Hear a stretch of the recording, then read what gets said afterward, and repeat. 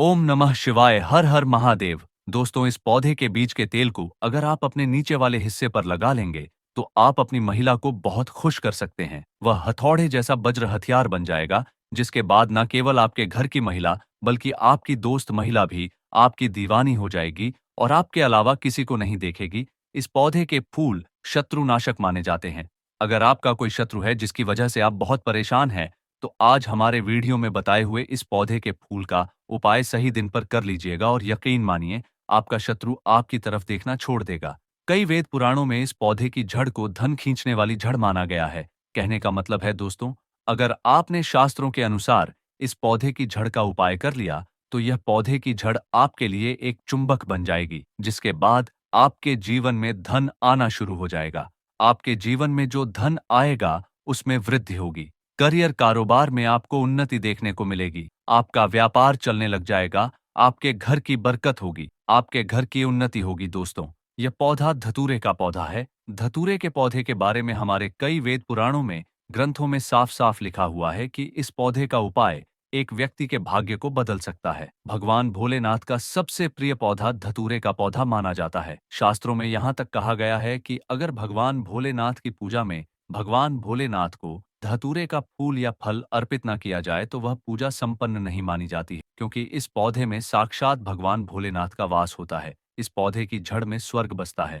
और आज इस पौधे के हम आपको चमत्कारी और आयुर्वेदिक गुणों के बारे में बताने जा रहे हैं, जिनका उपाय करके न केवल आपको अपने जीवन की समस्त प्रकार की परेशानी, कष्ट और दिक्कतों से मुक्ति मिल सकती है, बल्कि इस पौधे के फूल और बीज के आयुर्वेदिक उपाय करने के बाद आपकी अर्धांगिनी या आपकी महिला मित्र आपकी दीवानी हो जाएगी। अगर आपने इस पौधे के फल के बीज का तेल अपने अपने शरीर के इस हिस्से पर लगा लिया, तो रात भर आप अपने कमरे में अपनी महिला मित्र या अपनी अर्धांगिनी के साथ कुश्ती खेलेंगे। कुश्ती का मतलब आप समझ रहे होंगे। आपकी महिला, आपकी अर्धांगिनी आपकी दीवानी हो जाएगी। वह आपके अलावा किसी को नहीं देखेगी। इस पौधे का आयुर्वेदिक प्रयोग करके आप कई प्रकार की बीमारियों से भी मुक्ति पा सकते हैं, और जिसकी सारी जानकारी अभी हम आगे आपको वीडियो में देंगे। तो चलिए, आप लोगों को प्रथम इसका आयुर्वेदिक प्रयोग बताने का प्रयास करते हैं, फिर इसका धार्मिक एवं चमत्कारिक प्रयोग भी बताएंगे। दोस्तों, आयुर्वेद में दांत के दर्द को दूर करने के लिए रामबाण दवा है। दांत के दर्द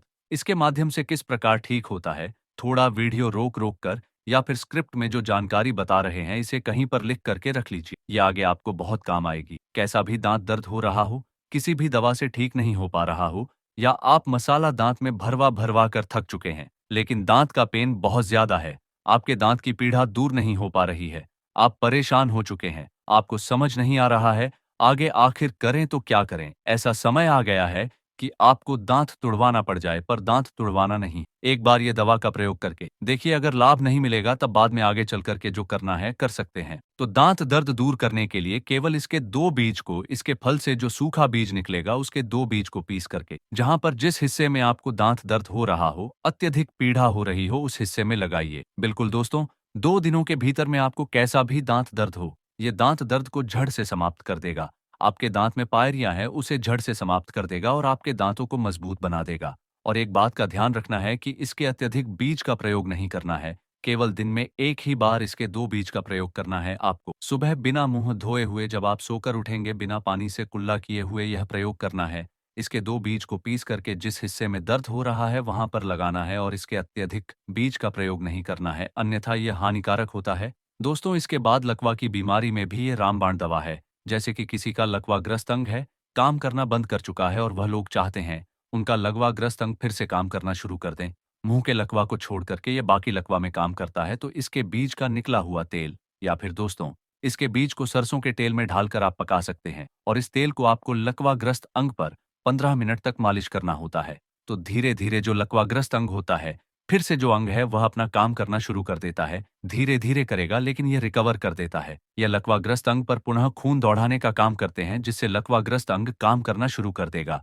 बिच्छू डंक मारने पर क्या करें दोस्त? अधिकतर गांव में रहते हैं, शहर में रहते हैं, किसी भी हिस्से में रहते हुए बिच्छू का डंक लोगों को बहुत पीड़ा देता है। अगर किसी को बिच्छू डंक मार दे तो ऐसे व्यक्ति का जीना बेहाल हो जाता है। ऐसे व्यक्ति के सिर से काफी पानी की तरह पसीना निकलने लगता है, हाल बेहाल हो जाता है। क्या करें, कुछ भी समझ में नहीं आता है। बहुत से लोग तो झाड़ फूंक के चक्कर में भी रहते हैं। तो आप ऐसी जगह में फंसे हैं जहां पर मेडिकल में मिलने वाली दवा उपलब्ध नहीं हो पा रही है, तो जो है धतूरे का प्रयोग कर सकते हैं। बिल्कुल दोस्तों, इसके बीज को पीस करके धतूरे का जो फल है, इसके सूखे बीज को पीस करके जहां पर बिच्छू ने डंक मारा हो वहां पर बांधना होता है, तत्काल लाभ मिलता है। कोई ज्यादा टाइम नहीं लगता, 5 से 10 मिनट के भीतर में आराम मिलना शुरू हो जाता है और मुश्किल से 1 घंटा लगेगा। बिच्छू का डंक है जो जहर होता है, उसे ये झट से समाप्त करने का काम करते हैं। 3 बार आप इसे बांध सकते हैं। आपका घाव सूख नहीं पा रहा है तो इसके बीज को पीस करके या फिर इसके पत्ते का रस निकाल करके घाव पर छिड़कने से या फिर घाव पर इसके पत्ते को पीस करके बांधने से घाव के कीड़े मर जाते हैं, नष्ट हो जाते हैं। चलिए, आप लोगों को जो बहुत लंबे समय से बेसब्री से इंतजार रहता है, इसके तांत्रिक एवं आयुर्वेदिक लाभ आप लोगों को बता दे दोस्तों। इसके जो तांत्रिक लाभ है बहुत ही ज्यादा, बहुत ही जबरदस्त है। सबसे पहला उपाय है धन में वृद्धि का महा उपाय। दोस्तों, अगर आप चाहते हैं कि आपके घर पर जो धन है उसमें वृद्धि हो, आपके जीवन में धन आने के रास्ते खुल जाए, आपके जीवन में जो धन आए उसमें वृद्धि हो, तो बस आप 4 शुक्रवार वह उपाय कर लीजिए जो आपको हम बताने जा रहे हैं। और 4 शुक्रवार के बाद आप खुद देखेंगे कि आपके जीवन में धन आने के रास्ते खुल जाएंगे। आपके जीवन में जो धन आएगा उसमें वृद्धि होगी और माता लक्ष्मी जी का आशीर्वाद हमेशा पर बना रहेगा। 4 शुक्रवार का मतलब है 4 सप्ताह आप तामसिक भोजन नहीं कर सकते हैं। तामसिक भोजन का मतलब होता है शराब, मदिरा, गुटखा, पान मसाला, वरना इस उपाय का लाभ आपको नहीं मिलेगा। तो आपको 4 शुक्रवार यह उपाय करना है, क्योंकि शुक्रवार का दिन माता लक्ष्मी जी की पूजा के लिए सबसे उत्तम दिन होता है। शुक्रवार के दिन माता लक्ष्मी जी बहुत ही ज्यादा प्रसन्न मुद्रा में होती हैं और अपने दोनों हाथों से अपने भक्तों पर कृपा बरसाती है। पहले शुक्रवार की सुबह आपको कहीं से भी सफेद धतूरे का फूल प्राप्त कर लेना। आपके घर का जो भी पूजा घर है, जहां भी माता लक्ष्मी जी की कला चित्र रखी है, वहां पर आपको जाना है। सफेद धतूरे के फूल को अपने हाथ में पकड़ना है। माता लक्ष्मी जी की कला चित्र के सामने सबसे पहले आपको एक घी का दीपक जला देना है और इस फूल को हाथ में पकड़ने के बाद आपको ओम महालक्ष्मी नमः बोलना है।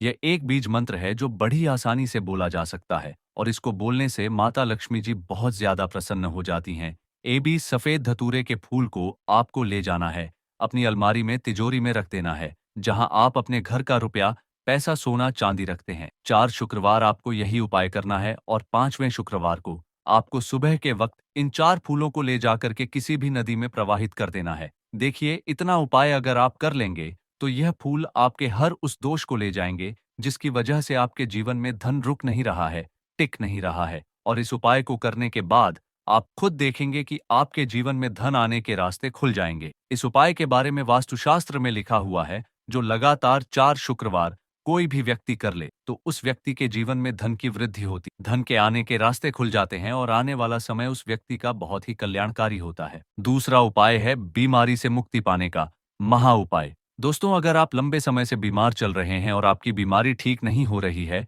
आप इस चीज को लेकर के बहुत परेशान हैं, तो अगर भगवान भोलेनाथ किसी व्यक्ति को आशीर्वाद दे दें तो उस व्यक्ति का साक्षात काल भी कुछ नहीं बिगाड़ सकता है। तो 8 सोमवार आपने वह उपाय कर लिया जो आपको हम बताने जा रहे हैं, तो यकीन मानिए भगवान भोलेनाथ के आशीर्वाद से आपकी बीमारी से आपको जरूर मुक्ति मिल जाएगी। कोई आपके ऊपर ऐसा दोष है जिसकी वजह से आप ठीक नहीं हो पा रहे, वह दोष अपने आप खत्म हो जाएगा। तो आपको सिर्फ यह करना है कि कहीं से भी धतूरे का फल प्राप्त कर लेना है।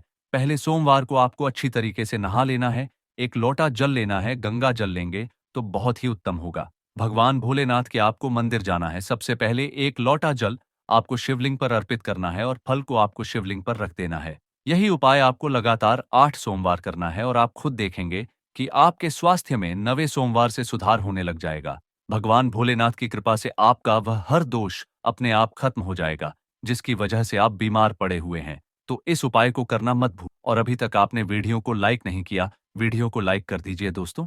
अगर आपका भाग्य आपका साथ नहीं देता है, आपका दुर्भाग्य आपके पीछे पड़ा रहता है, तो समझ जाइए दोस्तों, आपका मंगल ग्रह खराब है, आपके ऊपर शनि की पीड़ा है या आपके नवग्रह आपका साथ नहीं दे रहे हैं। तो प्रत्येक शनिवार को सुबह के वक्त एक लोटा जल लेकर किसी भी धतूरा के पौधे को देना शुरू कर दीजिए। यह उपाय अगर प्रत्येक शनिवार को आप करेंगे तो यकीन मानिए आपके नवग्रह की पीड़ा से आपको मुक्ति मिल जाएगी। भगवान शनिदेव जी की कृपा से आपका भाग्य प्रबल हो जाएगा, आपके नवग्रह आपका साथ देना शुरू कर देंगे। इस उपाय के बारे में वास्तुशास्त्र में साफ साफ लिखा हुआ है दोस्त। अगर आपके घर में रोज लड़ाई झगड़ा गृह क्लेश होता है और आप इस चीज को लेकर के बहुत परेशान हैं, तो किसी भी सोमवार के दिन धतूरा पौधे के 3 पत्ते आप तोड़ लीजिएगा और इसको घर की अलमारी पर रख दीजिएगा।